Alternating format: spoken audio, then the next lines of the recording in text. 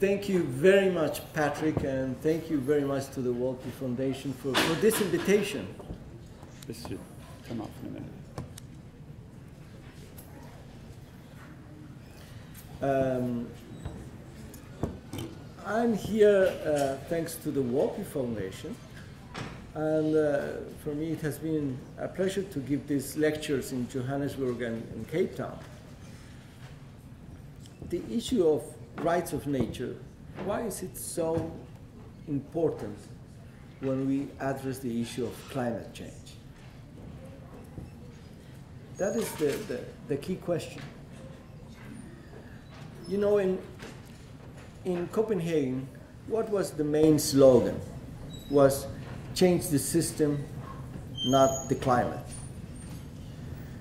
It was a clear message that we needed to change the capitalist system. We cannot solve the issue of climate change if we don't change the capitalist system. But when we speak about changing or saying no to the capitalist system, what are we for? What is our proposal? What is our alternative? Rights of nature is part of that alternative. It's not the whole alternative. The alternative has many other pieces. But in the new society that we want to promote, in the heart of that new society is rights of Mother Earth, rights of nature. So when we discuss with Patrick why we should have this lecture called Climate Policy and Rights of Nature, is because this is a discussion about the alternative. The alternative when we speak about a new system. We all know and will agree very, very fast that the problem is greenhouse gas emissions. It's not because suddenly we left the light on, and so now we just go and turn it off. That's it. It's not like that. We are in this situation because the system moves and develops in a way that the only main purpose is to get profit. Profit for 1% of the population that controls the key industries in our countries and in the world. And in order to get that profit, they treat humans only as an input to their main goal, and they treat nature as an object.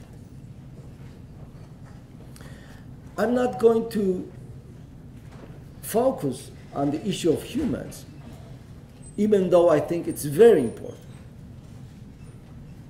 Because the capitalist system has a relation with humans in a way that is very similar than the relation that it has with nature. With the difference that we, humans, with time, have managed through our struggle to get rights. Human rights, social economical rights, indigenous rights, women's rights. But for the capitalist system, we're not much more than what a camera is or what a hammer is. But when it comes to nature, the thing is even worse. This is the key problem. Because nature is a thing that can be transformed, that can be exploited, that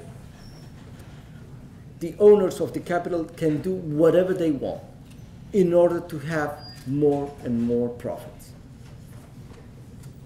So when we speak about rights of nature, it means we have to change the way we relate with nature. Now this affects immediately the capitalist system. You know that in the UN, I was ambassador in the UN, many other ambassadors and representatives from other governments came and said to me, you're right, there is an imbalance with nature. We have to restore harmony with nature. We managed to have approved by consensus a resolution on harmony with nature. So they said, it's true what you're saying. We have to respect the integrity of our ecosystems. But we ask you one thing. Don't speak about rights. Speak about balance, speak about integrity, speak about everything, but not rights. Because if you speak about rights, you are going too far. And they are correct. Because if there's rights of nature, then there is a conflict between the rights of nature and the rights of the owners of corporations, the rights of those that rule the economical world. They know that here is the conflict between what we are saying and the way they have developed the whole legal system. When you analyze how is the legal system in Bolivia, in South Africa, and the United States, it's not only anthropocentric, I would say it's capital-centric. It's developed in a way that has men, really not women, men in the center, and profit, private property. That's the key issue of this legal system. But private property of whom? Of the poor people? The legal system is not to preserve the private property of the poor people, of the big bourgeoisie. And when you say, well, you know, now we're going to put in this game another player that's going to have also rights, and those rights can challenge your rights, because that's the only way we can have a balance in our system. They know that what we are challenging when we say the rights of nature is the rights of those capitalists. So we have resisted during all these years to the proposal that, okay, we can move on with something like a declaration on nature and balance with nature, but remove the issue of rights. And we said, rights, we are speaking about rights, and we are going to keep to that word, because we know that this is the key issue if we want to challenge all this legal system that has been based with the purpose to protect the private property of this 1% of the world population that is using 50% of the resources of the world. So, rights of nature has this dimension. But it also has another dimension. I would say it is as important as the other one. We need to change, we relate with nature. Because it's not only a legal problem.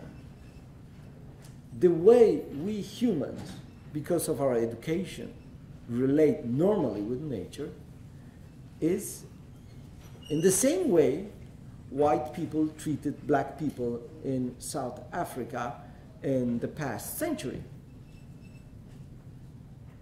We treat nature as a slave. We do whatever we want with nature. Nobody says, hey, what does the river think about this project? I mean, you have to ask that question. What does the river think about this project? So it's not only a change on the legal system, but on a way of thinking. Why can't we think that also there are the concerns of the river? They are the concerns of the fish that are in the river. They are the concerns of the snow, of the glaciers. Many have told me, well, now you're beginning to be a little bit religious, that is something spiritual. What are you talking about? And I say, I'm talking about science. Because when one begins to say what the river thinks about this project, you're beginning to think from a different perspective. How this project can affect the laws of nature, the vital cycles of nature. Not only what are going to be the main benefits of this project for humans or for this community, but how we are going to affect this interrelation that exists inside nature and between nature and humans. We have had, I would say, an advance. No, there is this, when you're going to do a project, they say, well, let's look at the environmental impacts. And I have been part of many of them. But most of those environmental impacts are mainly focused on the impacts, again, on humans. And they have to be mainly focused on how they are going to affect the integrity of the ecosystems.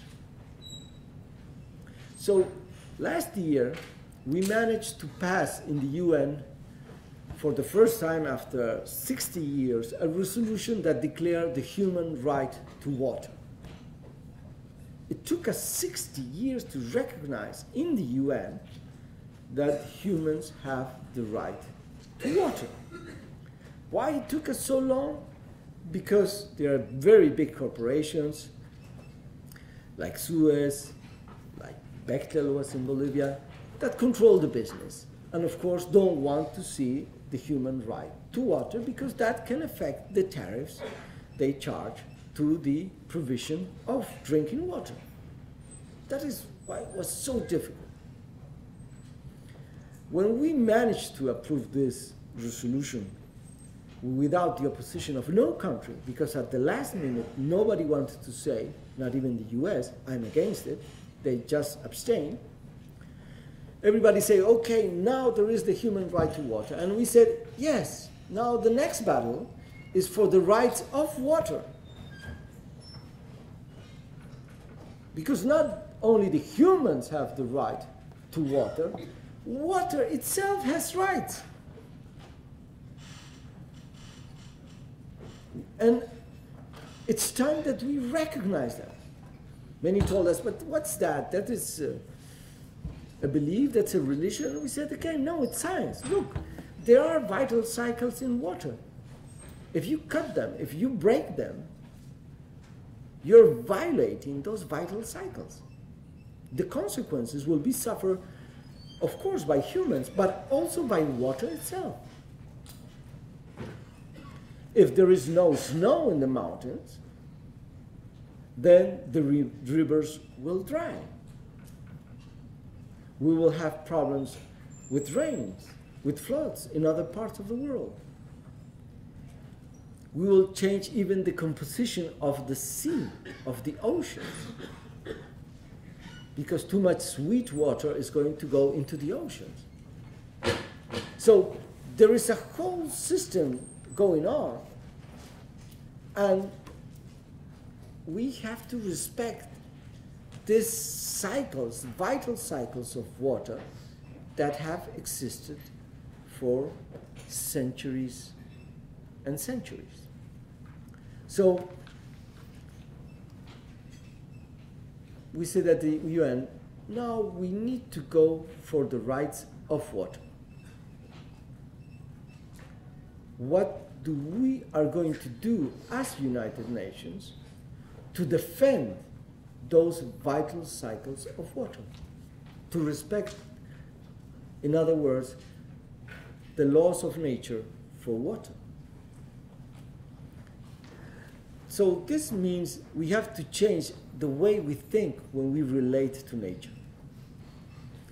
in a way, this message that many scientists support at the international level, because, you know, they told us, but you're saying that snow has memory, and we say, yes, snow has memory. What do you mean, snow has memory? Yes. You want to see the memory of 500,000 years ago? Where can you find that? In the glaciers. Where is the snow? It was very interesting to see the scientists, the geologists, you say, scientists saying, yes, the memory of our world is in the glaciers. So when we destroy a glacier, we're not only destroying a water resource, we're destroying a memory. And when you begin to think that glaciers have memory, you begin to think on a different kind of relation to nature. So this that now scientists say is something that existed before. We all have ancestors that were indigenous people, except somebody came directly from outer space. We all have ancestors that are indigenous people. And our ancestors had a different relation with our Mother Earth, with nature. If you go and see any indigenous community in the world, they treat nature with respect. It's our home. It's not something, a place. It's not a property. If certain damage is going to be done, they ask for forgiveness. So we have to go back to our ancestors in this way. We have to find something that we have lost. Because society, at the beginning, and for a lot of centuries, had a different relation with nature. So this is something key if we are thinking in a new society. But when we speak about rights of nature, it's not only important because it challenges the legal capitalist system, it shows a new way to relate to nature. It's also very important for a political purpose. Yesterday, in this same place, we spoke about green economy and this new proposal that's going to be launched in the Rio+20 conference.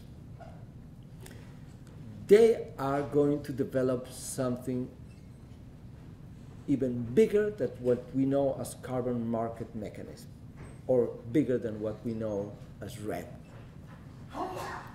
They want to really develop a new market of environmental services, and they are going to launch this in Rio+20.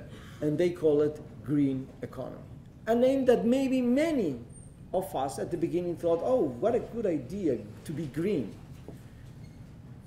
But now, if you read what's really behind that, they are going to develop a new consensus. It will be the new consensus of Washington that will involve a new development of a green capitalism that will make profits with the environmental services of nature. And in this battle that we are already confronting, we have to have a clear flag, a clear alternative against green economy. If we don't have an alternative, if we just remain saying no to green economy, or worst, some say, well, let's try to redefine green economy, and let's have a good economy. I mean, I can understand that proposal, but it's the same thing that we know with capitalism. Some decades ago, many said, well, let's have a good capitalism. That thing doesn't exist. Capitalism itself, it's not a problem of if it's good or bad. It's a system that moves under certain laws. And the same will happen with green economy. So the challenge that we have in the coming months, even here in Durban, I would say, we need to come out of Durban with a clear, I don't know, statement, proposal, an appeal, a call from different organizations, or as we that are here, that we want to fight for an alternative to capitalism, to green economy, and that we promote a new system that recognizes this new relation with nature, this recognition that also nature has rights. If we don't develop this alternative, we are only going to be facing a defensive fight in 6 months in Rio de Janeiro. So from our point of view, it's not only a theoretical discussion, it's a political discussion. What are going to be the main proposals on the table? As I said before, it's not that the rights of nature solves all the issues, not at all. But it tackles one of the key issues that we need to highlight if we have to deal with this new alternative. We all say another world is possible. This new world will have to have a new kind of relation with nature if we're going to build a different society. I have said during these days that we need to fight against 3 kinds of apartheid. The apartheid against races, against black people, against indigenous people, the apartheid against women too. It exists even now. The economical apartheid, that is clearly the apartheid that promotes the capitalist system, but we also have to fight the apartheid against nature. Because there is also that apartheid. And we must recognize that we are, in some way, are part of the apartheid against nature. Somebody told me, Michelle, that there is also another apartheid. Very interesting. Her point of view was that there is also the apartheid between science and spirituality. Scientific knowledge and spirituality. We live in a world where we think that the reason is more than the spirit. A very interesting point of view. We must, if we have to fight for a different kind of society, it has to take all these dimensions. And I think that what began in Copenhagen, highlighting that we must change the climate, not the system, has to be developed even more into concrete alternatives of a new society, of a new relation between humans and nature. Thank you very much, and let's have more dialogue than a lecture. Thank you.